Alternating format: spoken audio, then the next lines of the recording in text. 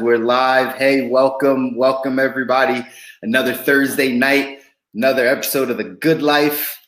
Here talking health, wealth, love, and happiness, all the things that are helping propel us to our best life, guys. I'm Chris.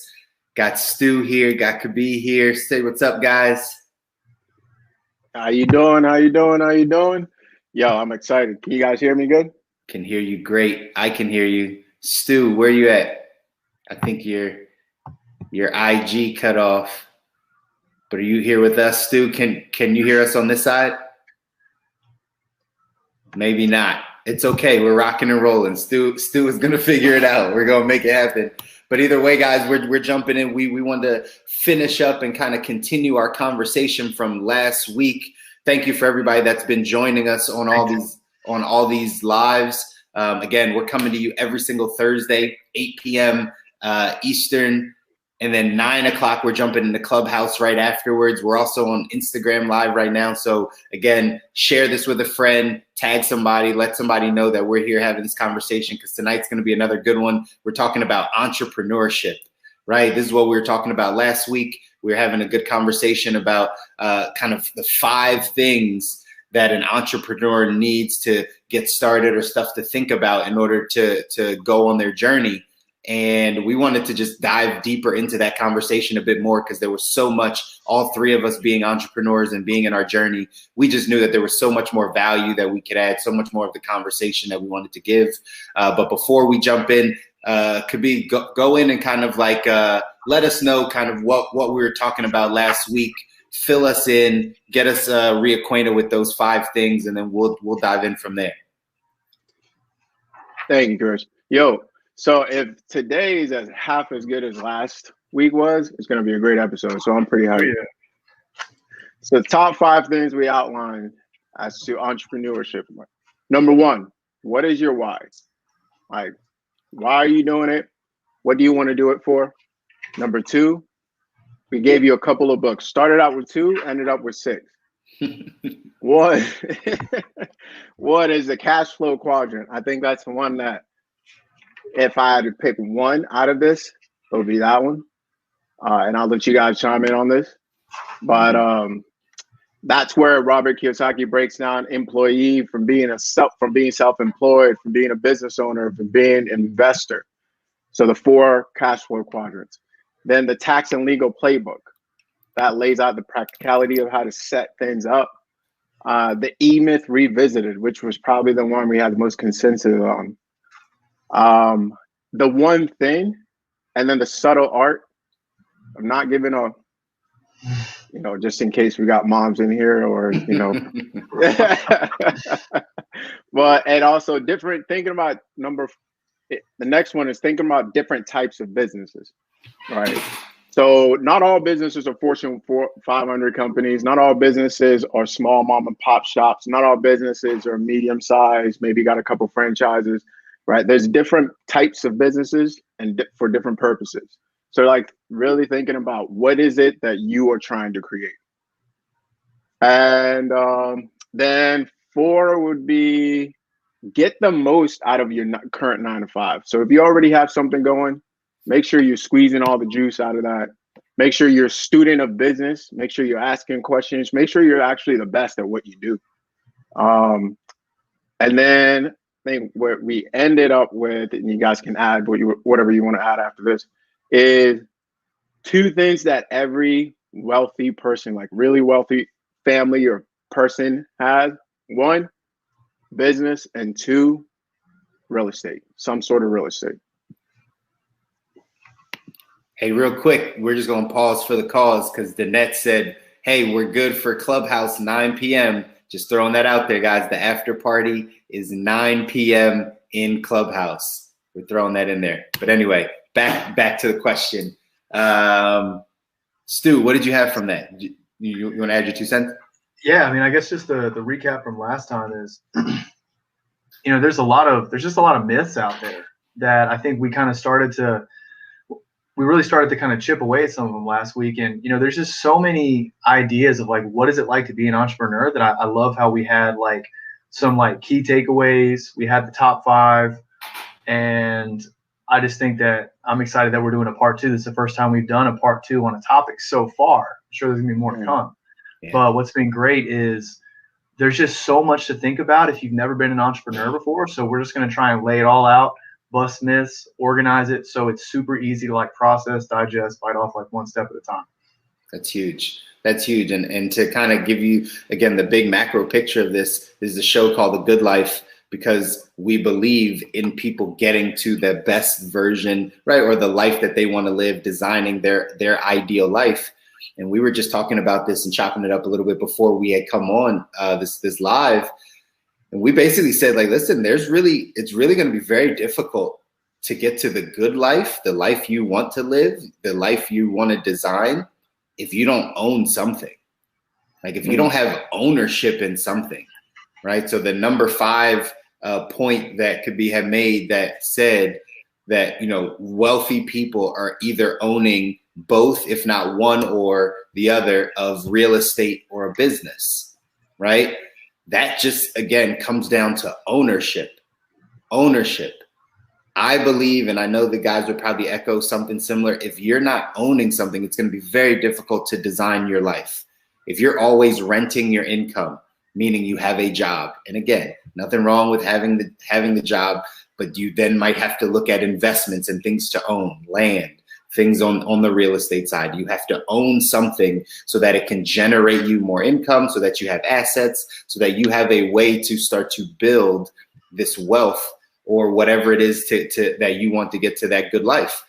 But it comes through ownership. Let's make no mistakes about this, right? It comes through ownership. And that's why we're having the conversation around entrepreneurship, because there's a lot of you out there. There's a lot of people listening right now that either want to break out into entrepreneurship. You want to start your own business. You're in the process of going down that path of having your side hustle or your side business while you're still at your 9 to 5. But we want to just give you some insight and maybe some guidance on some of the things to be thinking about as you're doing this. So again, that's a big takeaway, that you got to own something, guys. That you got to own something. It's the only way to really get there. Yeah, I kind of want to segue off of that too. Like, while right now the topic at hand is ownership over assets, let's also talk about, maybe this might segue into a lot of what we're doing today, ownership over, you know, your personality traits, over situations, like taking accountability versus blaming. So thank you for the alley-oop there, Chris. You're welcome. I got you. Throw it down. Yeah, man. And we're talking about ownership, but I think, you know, at least for me, let me speak for myself, man. Ownership is awesome. Ownership is like over here. But right now I'm still kind of, you know, waiting and building. So I think an area what I want to ask from you guys is kind of looking at building the foundation to set you up to be in a position where you can focus on really building up your craft, right? Because we know it takes time. So I wanted to ask you guys kind of your thoughts on that, and like what would you say around that? What tips would you get? What questions would you have? Yeah, that's huge, right? I'll dive right in, because we had touched on this a little bit, but can't overemphasize it enough. Your personal financial state, right? Your personal financial state has everything to do with your preparedness for becoming an entrepreneur, right? I joke with people all the time about, you know, sometimes your eagerness for home ownership is taking away your ability to become an entrepreneur, right? The more liabilities you have, the more things that you have that are weighing you down, that are holding you down. And I know we'll probably touch on some of those areas, some of those pitfalls, right? But those things are hindering you a lot of times from taking the risk, investing in your business, doing the things necessary to grow your business. A lot of our personal financial life, what we actually do with our own income and expenses, right? What our personal cash flow is, what our savings is, what our debt position is. All these little things in our personal financial life have everything to do with how then we will either A, start a business, or B, how we will run that business, because money is one of those foundational things, right? I could probably go on tons of different tangents on this, right? But honestly, guys, understanding that if you're going to start a business with a very low financial IQ, right? It's probably not going to work out for you. You've got to have some disciplines in place. You've got to have some IQ in place financially in order to make that thing happen. And I believe that's foundational. So I love how you started with that, because it made me realize the three of us each have a very different, I think, idea of the main foundational building block, which I think contributed to why we went into particular areas of coaching that we did between health, wealth, and happiness. And for me, I personally know that I would not have been able to make the switch from employee to entrepreneur in such a drastic cutoff fashion had I not had financial stability. So I think that it is hugely important. And I think for me, what would help anybody, whether, I think we all talk about like having like a certain number of living expenses, for example, as just one piece of the financial literacy that you want to have in place.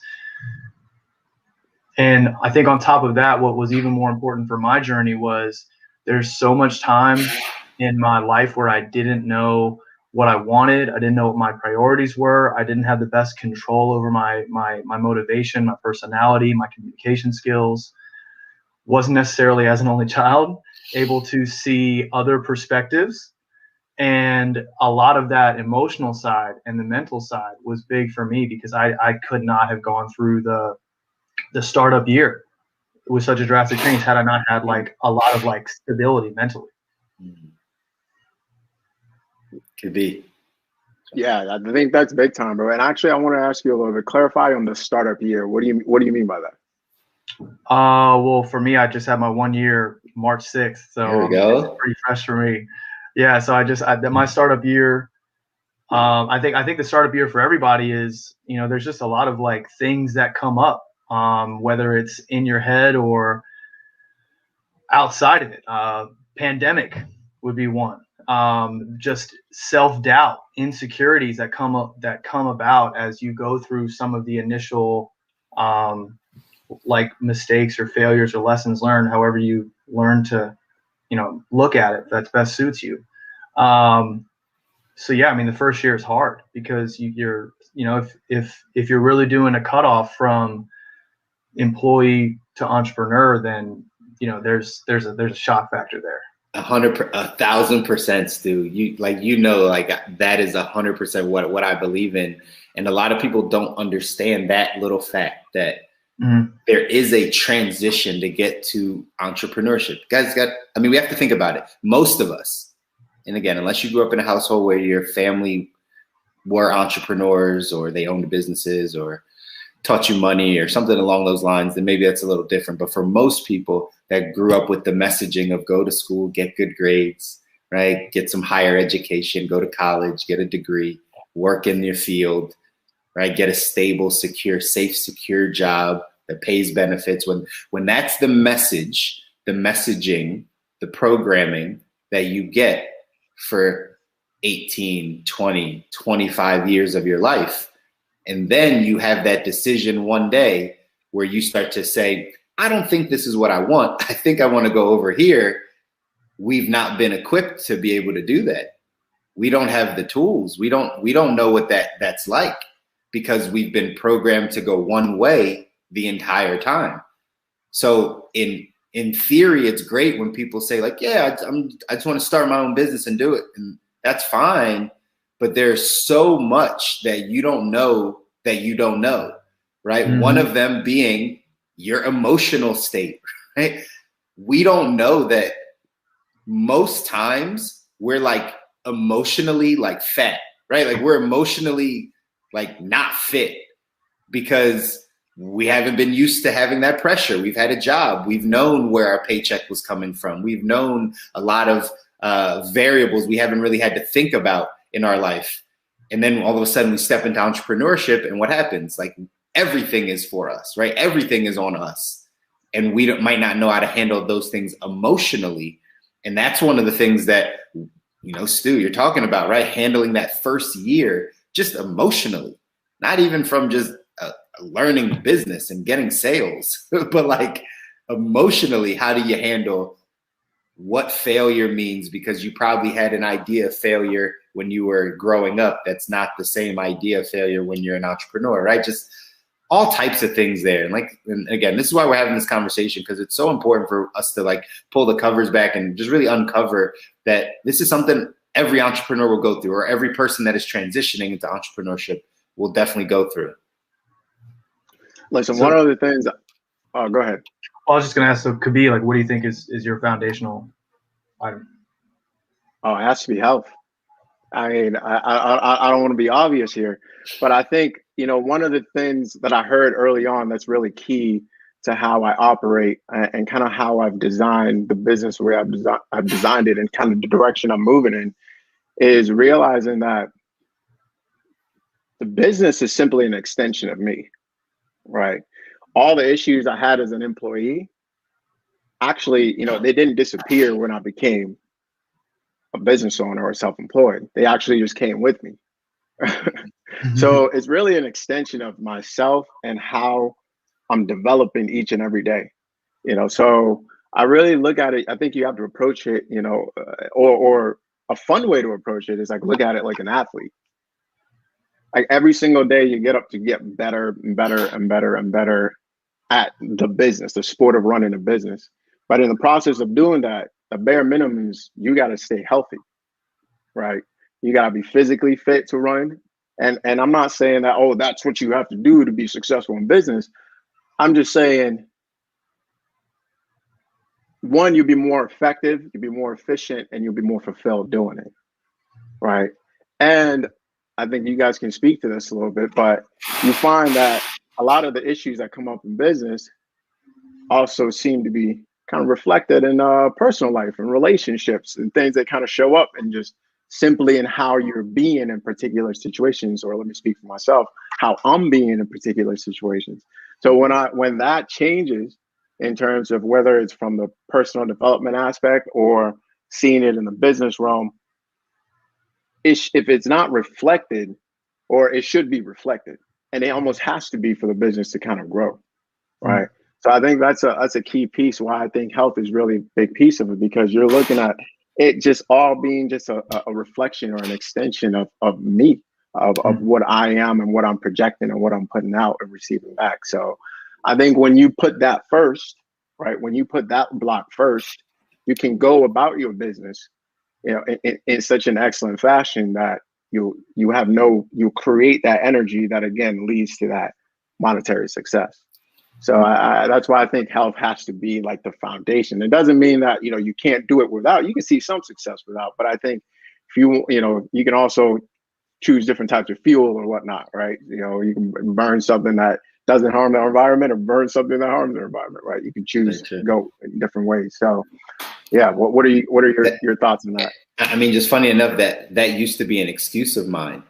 And I know people that use that excuse also, that when you are busy in business, that health is not the priority. Health, it's tougher to make it the priority. Like I said, I used to fall victim to that, right? When I would be hustling in business and making it happen and building my entrepreneurial dreams and all that, and right, 16-hour days and just making it happen, I wasn't paying attention to my health, right? I wasn't paying attention to my diet as much. I wasn't paying attention. Like, I would eat when I would have time to eat, right? And it probably wouldn't be the best meal and all those types of things. And I know a lot of other, entrepreneurs, people that are hustling in their thing, trying to get it off the ground, that they don't pay attention to their health. They don't pay attention to those things, as important as they may be.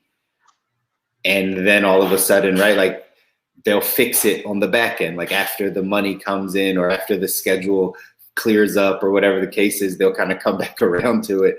But and I'm sure that's, if there are entrepreneurs that are listening, I'm sure there's a lot that struggle with that one side. Could be it's really about like, hey, if I'm focused here, I don't have time to focus on these things also. So, maybe that's a place for you to jump in. Like, what tips do you have for those type of people that are moving, going hard at their craft, but maybe they're neglecting their health a bit? I'll say this, man. How you do one thing is how you do everything. Mm-hmm. And again, if you think if we think we're going to get, if we treat your business as an end result rather than as a process based in, sure, that may work, right? Oh, I'll max this out to, 10 million and then sell it, and then I'm good and I'm set and then I can relax. All right. But what you find is that wherever you are, that all your problems and everything that comes with it is there, right? So it's going to show up. It's going to be with you when all that is done. So you might as well use that as a treadmill, as a training process to get better in the process, right? So in terms of like looking at it just strictly from a health perspective, is my sound coming through good? Yeah, we got you. Okay, cool.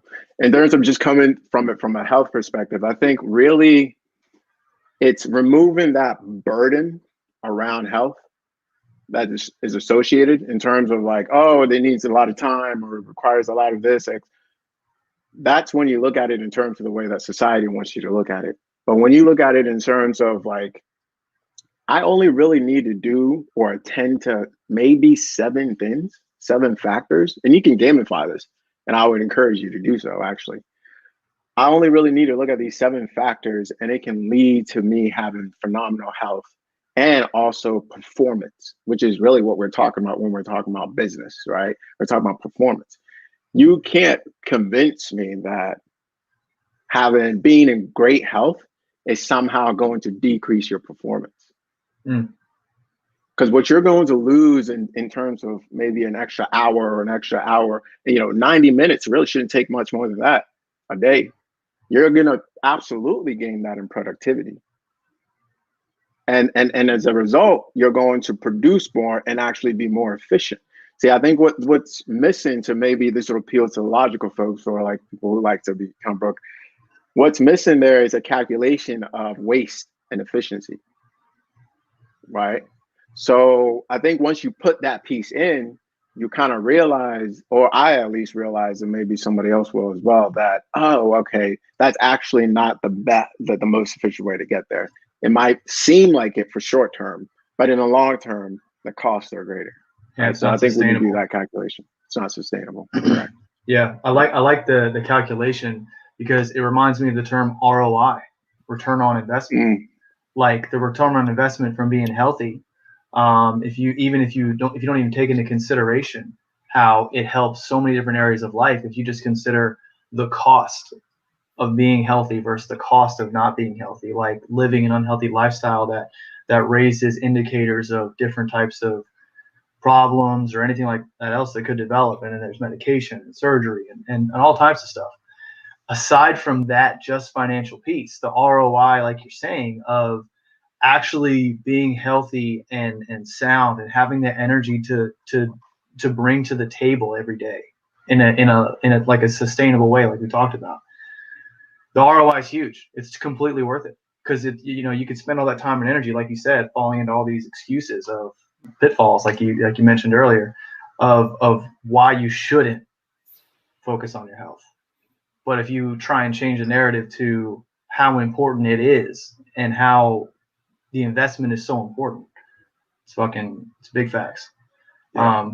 I just wanted to say real quick shout out to Cordell. Appreciate you coming on, man. And secondly, there was a question asked earlier by Righteous Snacks, and they were asking something about how like the entrepreneurship, like the entrepreneurial lifestyle, like changes your life and your perspective of life. So I'll go ahead and toss that out there for you guys. It's cool because it's pretty related to that foundational block you mentioned, the extension of your personality, and in this case it's kind of flipped. Yeah, I mean, I'll kind of jump in. The first thing that pops into my mind as far as how it's changed the perspective of life is the saying and the quote of, if it is to be, it's up to me, right? If it is to be, it's up to me. And that is a quote that every entrepreneur should live by, or, does live by to some degree, that like no one's coming to save you and no one's coming to change this and no one's coming to help. So if it is to be, it's up to me. And when you put that lens on everything in life, if you want to fix your relationship, if it is to be, it's up to me. If you want to fix your health, if it is to be, it's up to me. right? If you want to fix your business, if it is to be, it's up to me. If that is just the mode that you start to be in, and that I, again, speak from the that I started to step into as I came into this entrepreneur journey, right? I really was just like, all right, well, if I can't depend on that person, well, I guess I got to do it. All right, well, if I don't have that resource, I guess I got to do it. And that just became the mode of everything. And so now, again, back to the word that we kind of started this with, just taking full ownership of my life, taking full ownership of every aspect of my life. That has been one of the biggest blessings of getting into entrepreneurship and continuing along the journey, because now I feel like I own my life, right? Like I own my time and the things that I have. So that's how it shifted. By the way, shout out to Rob. That's my guy, Rob, Righteous Snacks. Check him out, by the way. He's got his Righteous Productions. He's got snacks. Appreciate you, Rob, jumping on the live. I know his tagline is "Everything has to be righteous." Everything has to be righteous. So check him out. He's dope. Appreciate you, Rob. Yeah, and to answer that question from my perspective, how has entrepreneurship molded and changed your life and perspective of life? So for me, I'll put it this way, not to speak in proverbs all the time, but I'll put it this way. It really comes down to figuring out what this experience of life is all about, and it really comes down to being human being, right? It's that second part, being. How are you being? And when you look at business from that perspective, when you look at health from that perspective, when you look at, it's actually very simplified, because how you're being about it, how you are going about it, it is really just a very simple set of predictable reactions that you do, or predictable thoughts that you have, or predictable actions that you take, right? And that applies everywhere, whether you're an entrepreneur, whether you're in health, or whether you're talking about your finance, your happiness, your whatnot, right? And I think that's what we really got to look at. And I'll say that's how it's changed. It's changed my perspective from looking at things in isolation of like, oh, now I'm at work, or now I'm at this, or now I'm here, to more so of like, this is an entire expansive experience, and how I'm being consistently dictates the results of all of these areas, right? So I think narrowing it down, what I always say, like 20% of things that you do to get 80% of your results, actually simplifies it, and it allows you to know, oh, okay, this is where I need to spend my time and effort and energy, and improve on that. That's good. I love that 80-20 rule, man. Life changing. That's key. That's key. Stu, what do you got, man? You threw out the question, so. Well, I think it's a fantastic question. Like I said earlier, I think it's great how it ties into how your personality is an extension. Your business is an extension of your personality. And now the way the question sets it up is, how does your business kind of extend to your personality? And I think for me, we joke on here a lot, like Kobi and Chris have they have a much greater mastery in the side of structure. And I kind of have been more of like the wing it guy. And it was interesting. Right before this, put it, bro. It's fun to put it that way, bro, because it's kind of true.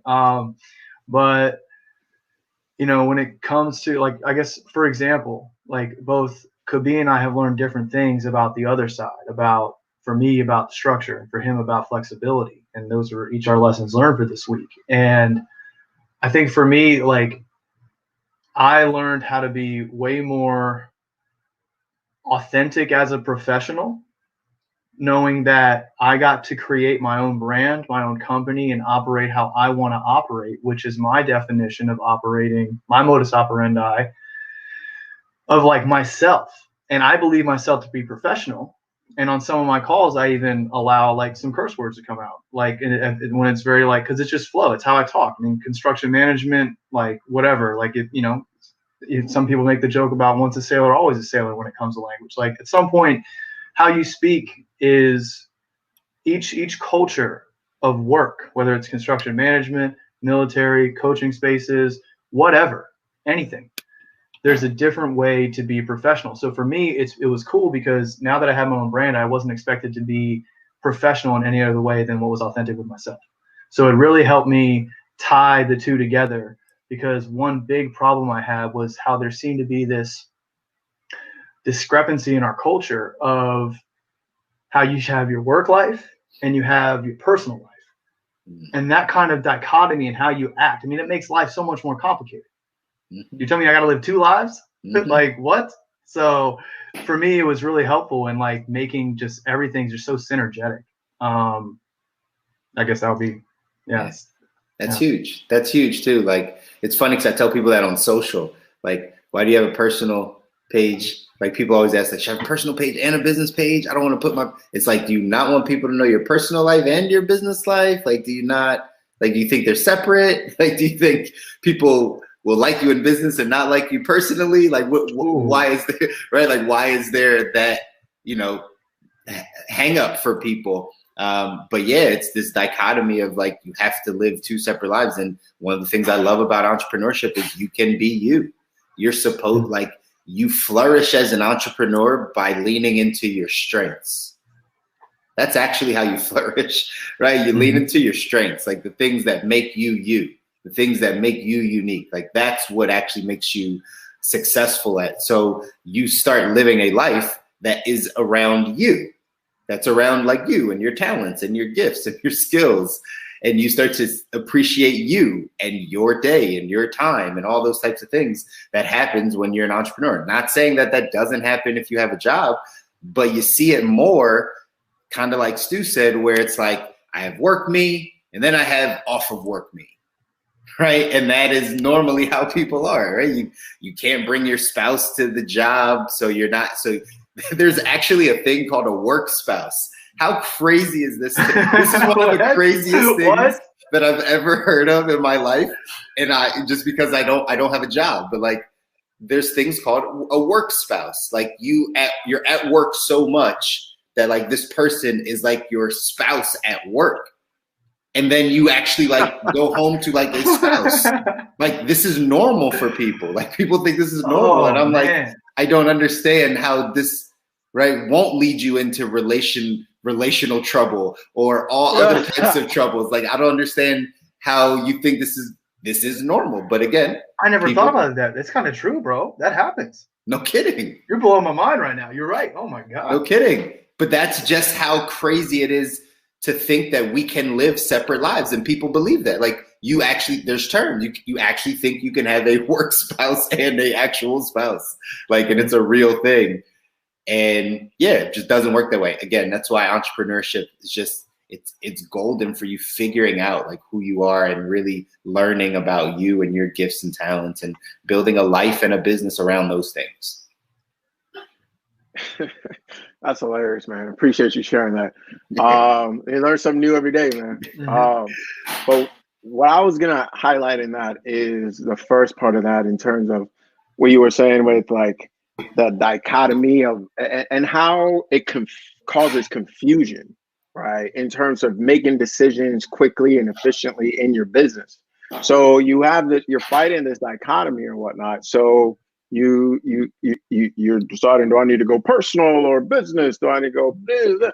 Well, if you're authentic to who you are, the answer is always there, right in front of you, right? Which is another reason why I think it goes such hand in hand in terms of knowing yourself better, in terms of developing self to like developing your business, because that's what allows you to be authentic. That's what allows you, because you know who you are. You actually know where you stand, or you can figure, you have a process of figuring it out very quickly if you don't. It's good, Nick. I think the other thing that comes to mind on this is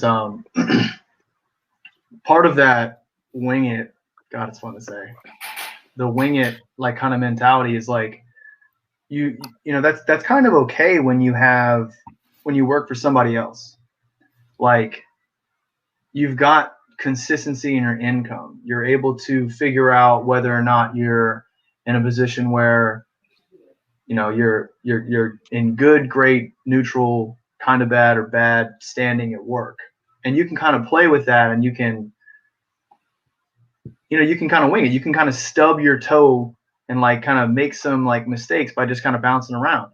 But when it comes to entrepreneurship and building your own business, you don't want to stub your toe with a customer interaction or a business partnership, because there is no good week, bad week with that first impression. So you really pay more attention to the details, and you really try and flow through things rather than force them, and see how far you can get knowing you're dancing on some line. Like there's no point to that anymore. Like I think it just makes your whole life flow better. That's true, man. That's and I think you hit the nail on the head, right? 100%. Like it is about allowing yourself to flow better through life. If whatever those mechanisms are that allow you to do that, like absolutely, it's gonna be huge. Could be. I don't know if you were about to jump in. I don't know if you had anything. I was trying to get my audio situation. Okay. Oh, you're all good. You're all good. But yeah, so again, as we're kind of ebbing and flowing, for those of you that are just joining right now, we're having a deeper dive on entrepreneurship, right? Having a deeper talk about this life of entrepreneurship and what this brings. And we started the conversation by just talking about, what our views are, or how entrepreneurship has changed our views. I think that was a question that came in, just about our views. And that's what we've been kind of looking at. And obviously we all have different experiences as entrepreneurs and as people that are starting businesses or have been in business. But we just want to be able to share that with you guys, get a chance to hear some of our stories and give you some insight on what you could be doing throughout these times. Again, we talked a little bit about the fact that financially, I believe that financially, that is one of the things that you've got to make sure that you're paying attention to when you're starting off in this journey of entrepreneurship. What Kobi had said is that, part of, your business is an extension of you. Your business is an extension of you. So think of all the areas in your life that maybe you don't have some discipline, right? Maybe you need some guidance in those areas. Well, that's going to show up in your business. That's going to show up when you're an entrepreneur. And we want to make sure that you're fully aware of those things and able to start to, track them a bit and put some systems in place to get better. So could we jump in there? Because I know that you had there might have been another question that we were going to dive into, right? Yeah, absolutely. So I think one of the things that I want to revisit, we already touched on a little bit, is really the idea of your personal finance being an extension really that leads you into entrepreneurship. So unless you're getting some sort of like big inheritance, or you're getting some sort of big, even if you're getting a loan, I guess there's still something attached to that, or you somehow have money to get going, because it will take some amount of money, all right, at some point in time. You really have to look at whether you have a 9-to-5 currently, or you have whatever you have of getting revenue or generating revenue consistently, and preferably in something you enjoy. And this takes me back to the idea of education being the first pitfall, but we'll get to that. We might not have time, bro. We only got 20 minutes. We might need to get to that. All right, let's do it. Let's do that. So, and really, that being the extension, looking at what are the pitfalls, right? That if you are Mario Karting it through life, the entrepreneurship life, you Mario Karting it. What are the bananas that you got to watch out for? So you don't slip, and you might still be able to finish, but it's gonna get you to 8th place. Watch out for the blue shell, man. Yeah, what are some of those bananas for you? And that's a question for you guys to jump in on. I know. I mean, I'll do my first. Yeah, go for it. Cost of education. There's a lot. Let's start there. Cost of education, right? Let's start there. If both in terms, I mean, you're looking at like kindergartners paying $20K to go to school now, right? But so if the parents can do that, fine. But once you get and you have charge and everything is in your name in terms of college, I think really the decisions you make around how you finance college kind of leads you into that road of like, do you have the freedom to actually pursue this thing? All right, is your income protected, or is it all going to student loans? Right. Mm-hmm. And even if it's not going to student loans, I mean, you might be making other decisions. We'll touch on that later. But and really looking at that being like the first stepping stone, unless you've got some magic bullet that nobody else has. So what are some of the other ones? Man, go ahead, Chris. No, Stu, you got it, man. Well, I just to stay on that topic, because I have some buddies of mine that have all of these ideas and ambitions, and they try and make time for them, but they're buried financially because of student loans, man.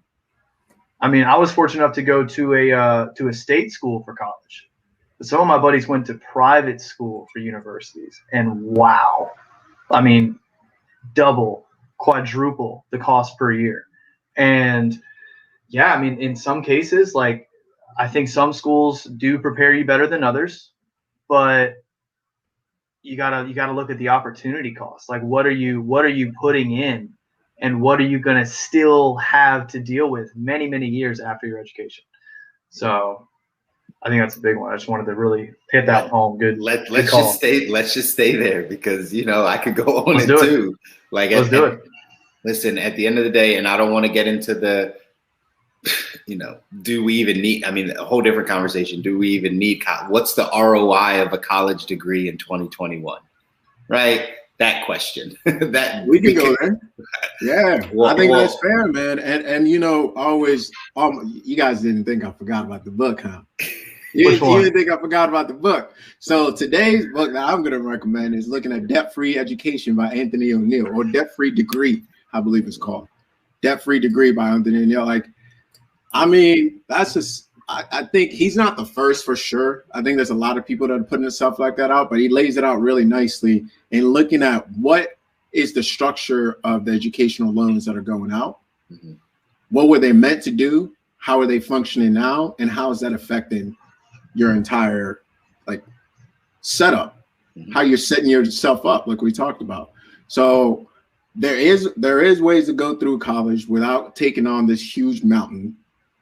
And if you can do that and gain a skill that generates revenue while you construct both the lifestyle and business that you want, I think if I had gotten that advice when I was in high school, I would have been very grateful. I think we would all be grateful. I think here's one of the biggest things that I've been trying to figure out. How do we teach a child or someone that's 15, 16, 17 years old that's starting to think about this decision, what skills generate revenue and which ones don't? Because that was the key part of it that you said, Kobi. It's about like, is this degree that I'm going to get, what I'm putting into this, is it going to get me a skill that generates me more revenue? By going to this institution, will I be able to come out on the back end and have more ability to make money? More ability to make money. That's what it's supposed to do. By either giving us a skill, what it used to just be was a credential, right? Piece of paper that used to just get you in the door, get you the extra $20,000. Doesn't work that way anymore. And that's the conversation I believe we need to start having with high schoolers, because I know if we asked them what they wanted to be at 17, and then we told them how 90% of those jobs make zero money or aren't going to make enough for them to go to college and pay for that degree, they might think differently. But there's no school incentivized. There's no, not that I know of, at least, a school that's incentivized to tell kids like, yeah, that doesn't make any money, right? You're not going to want to go to school for that because you're not going to be able to pay for anything. Like, no one's telling them that. So now they're picking these random fluffy degrees and they're coming out without a skill set, and then still with 50, 60, 100, $200,000 in debt that they have no ability to pay off now, right? And that's where I think we have to start having this conversation with them. And then we can get into the debate of what's the ROI of a college degree? Would it be better to use that same money if your child is thinking more along the lines of being an entrepreneur, of being someone that runs a business? Could we use the same monies that you were going to use for that college degree and use it to get them an actual skill set somewhere that's going to help them develop their entrepreneurial, journey, their activities, those types of things. That becomes the debate. But again, they're not having that debate in schools. So you can only have it as a parent. And I don't think there's enough information out there about how much money you actually make doing these jobs. I remember talking to a group of kids where we kind of had something similar to this. And one of the, girls wanted to be a nurse. And I was like, oh, that's awesome. Like, why? And she was like, well, my aunt and my grandma and all these people were nurses. And I was like, okay, how much do you think a nurse makes? And then we Googled it. And it came up to like this average of like $60,000, $62,000 a year or something, like average. And I'm like, so that's like $5,000 a month. And what are all the things you said you wanted, right? You said you wanted a house and a car and da-da-da. Like, well, $5,000 a month. And then maybe going to school to get a bunch of debt to go be a nurse to potentially make $67,000. Maybe that's not the thing you want to do, right? But no one's having these real money conversations with kids that are that age. And I think that would help a ton. Well, I mean, Chris, you're hitting on the head, man. Oh, Stu, where are you going to go? Go for it, man. You're hitting on the head in the sense of like, of course, this is not going to happen in schools. All right, who are we kidding? It's not going to happen in schools. That's why I always say I got my education and my master's in the street of hard knocks. Like a lot of the stuff that we know, whether it's health, happiness, like money, a lot of these things are not going to happen in schools. Where they're going to get it is on the Good Life show. That's right. You see, that's where they're going to get it. Right? They're going to get it right here. That's what you call plugs in business. Like, no, that was good. Yeah. Anyway, but what I really wanted to say and comment on is I think really having those conversations like amongst in our communities, right, man, person to person. I tell that simple conversation with like anybody that would listen. All right, so I think we've got to spread it amongst ourselves because it's not advantageous for schools to put that out. It's just not. It's probably bad business on their part to put that out, right? They're making all this money. So we got to look at I think you got to look at how those skills are acquired. Micro degrees, right? Going specifically to the skill. Now, I actually think you could get a nursing degree for a good price that and generate enough revenue that you could have a pretty good base coming if you do that in out ratio, right? So maybe you might have to change states or not pay for such an expensive university and go to a community college for 2 years, transfer to a good university, get your degree, and still come out on top, right? Because there is some level of it that makes sense. I don't want to sit here and say, hey, none of it makes sense, which is the position I've taken in the past because I was all like, yeah, right. But some level of that investment makes sense. It's a question of finding what level of that is it for you. Yeah. And you touched on some great alternatives, like the micro degrees, like very like value added certifications, going from community college to the big school for the last year for the networking and the spotlight aspect of it. There's a lot of different ways out there that I think a lot of people, well, I don't want to say a lot, that I think some people overlook. They see, okay, there's Ivy Leagues, there's all these other schools. Like, man, I guess the one that's most expensive has to be the best value, right? Well, maybe it's not. And I think that's something that's kind of tough for some people to really process because it's so, you want to trust how much they're charging, how much value you're getting. Well, man, you got to figure out how good the school is, and then you got to figure out, like Chris and Kobi were saying, how practical and relevant and how many wages actually come from the different types of things. Now, I have very mixed opinions about college because I got an engineering degree, and that shit changed my whole world. The level of detail that it took my winged personality to. Like I was very conceptual. I was very philosophical growing up, very principle based, and I still have a lot of those things. But it allowed me to see the other end of the spectrum where you boil into immense detail, like the trial and error basis behind science and statistics and things, and then detail. I can't emphasize detail enough. Like it's the devil is in the details. These expressions are all around us. But anyways, I'll get off the engineering hype for a second. Like, I guess for me, I'm so glad we're talking about this, because I think Gary Vee said it best. Like, he basically said F you to school, because he could put in all these hours outside of school, studying, doing homework, etc. And I do think it's important to study. I really do.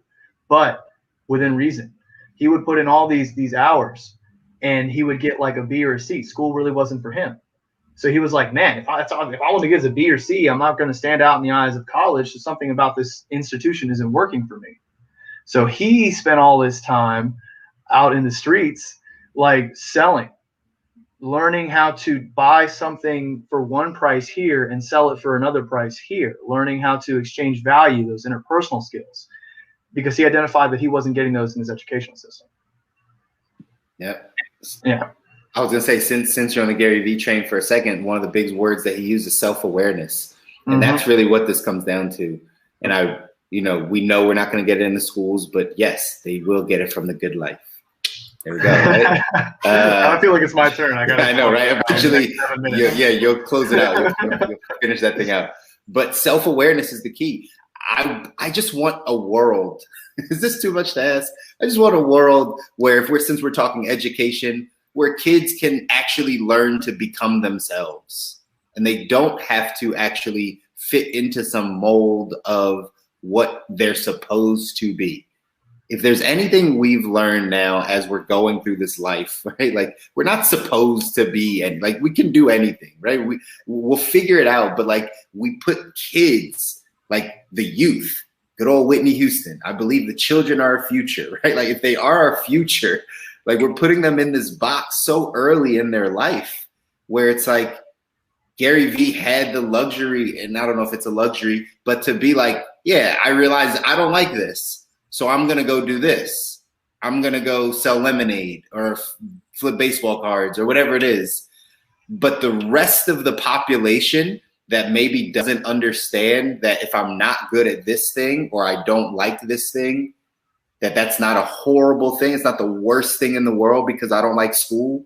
It doesn't mean I'll be a loser. It doesn't mean I'll work, how they used to tell us, you're just going to work at McDonald's your whole life. Like, no, there is this whole other world, but we have to teach some self-awareness. Not every kid likes to sell, but not every kid likes math or science either. Like, it's okay, but can we find a way to make sure that we're putting kids into the right places so that they can actually flourish? They can enjoy learning. School is supposed to have us enjoy learning. However, when we all get out of school, we reject all learning. Like, that's almost everyone's experience. Mine, a lot of my friends, our experiences, once we get out of school, we're like, I'm never reading a book. I'm not reading a book again. At least there's a period of time before you get back in and you're like, I want to keep learning this. Now this is the stuff I do want to learn.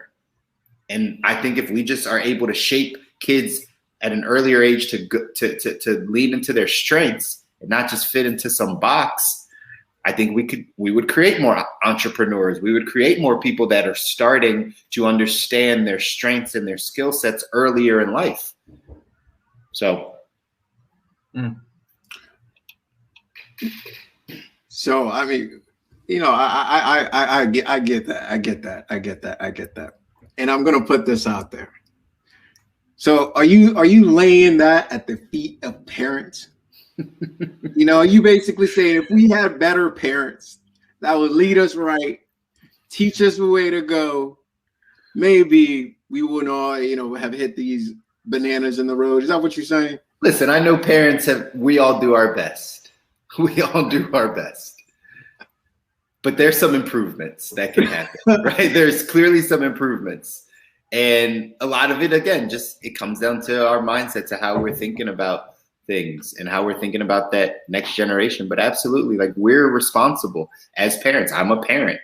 I'm responsible for my daughter's well-being, for her knowledge, for her information, for how she moves through life, through what she sees. Like, I'm responsible. I wouldn't leave that up to the education system or some teachers. Like, they absolutely can, do some of the work, but like, they're not going to do all the work, right? Like, of course, all the most important information is going to come from us, from the family. That's the way it should be, right? I'll say this. I think the key word there is should. And I'll say we got to once again follow the money, man, because that's what you're fighting here, right? As a parent, you're literally fighting society, right? To try to give this to this information out, right? First of all, you've got to find it, right? You've got to be deconditioned enough. You got to do enough unlearning, right? And then you have to be able to be a good enough teacher, know it well enough to teach it, right? So that they can pick it up. And so I think I lay it at the feet of the greed of humanity, man, right? Of just like, because if you really ask yourself the question, man, of like, why hasn't, it's not that, if we can all graduate from school and learn these things in terms of as it comes to our health, as it comes to money management, as it comes to how to truly be happy, know yourself and all that stuff, I have a hard time believing that you can't construct and take those curriculums that already exist. It's not like as if they have to like go find it, right? It already exists. It's out there. We found it, or some people have found it. And why then? What is the block? That's what I always ask. Like, what is in the way of that occurring? And having worked in institutions, educational institutions, etc., that's a whole. And you first you think it's ego, etc. Like all of that is at play as well too. But that's a whole lot of money stuff moving around to make these decisions the way they are. So once again, I think we look at that, and I guess if we want to look at the good life, we gotta look at the energy behind the money and make decisions from there. Touche. Stu, wrap us up, man. Yeah. So, wow, quick wrap up. Okay. So I think long story short, we're talking about parents, we're talking about teachers, we're talking about, basically influences on kids and who's a big part of that. I do think that there are some people out there that really, really say, okay, teacher, he is yours to influence. For me, I have very much considered homeschooling because I want to be a big part of that, because I've done a lot of work outside the box, and you guys have as well, that I want to make sure my kid has. I want to make sure he's able to think for himself. I don't want him to have his assignments be memorization, which I saw in some of my friends who went to public schools. I can't say that for all public schools, but man, our assignments were very different. Critical thinking versus memorization in high school. And it was just like, why? Like which one prepares you more? I think people's favorite example is like, why do I need y equals mx plus b to pay my bills? So I just really think that education is not evolving anywhere near as fast as other industries because the money's not there. And interesting, you can take two perspectives with that. It could be a very intentional thing, or it could be, I think it could be a balance between the two of them, or it could be a very non-aware. Like we hear about teachers talking all the time about how they want to change things, and some of the people that actually come to me are tired of the educational system because they feel like they have their hands tied. They can't actually influence and help these people grow because for whatever reason, a lot of it being fear. And I would love to get into that when we have an education segment. Because it's clear that we need an education segment. It is. It's coming up. Yeah. We could make this. We could talk about this for days, as there's a lot that needs to change on that side. But guys, I want to wrap up because it's an hour. Man, that hour flies by, huh? Yeah, absolutely. Man, but it's been fun. That's right. It's been fun. Now we're moving the party over to Clubhouse. Jump over there. Find the Good Life After Party over there on Clubhouse. We're going to finish up this conversation. For those of you that joined us, if you're not in Clubhouse, join us next week again, every Thursday, 8 p.m., right here live on Instagram, YouTube, Facebook, LinkedIn. Send it, hit the thumbs up button, send it to your friends, because we are trying to get you guys to live the good life. So until next week, we'll see you over on Clubhouse, guys. Take care.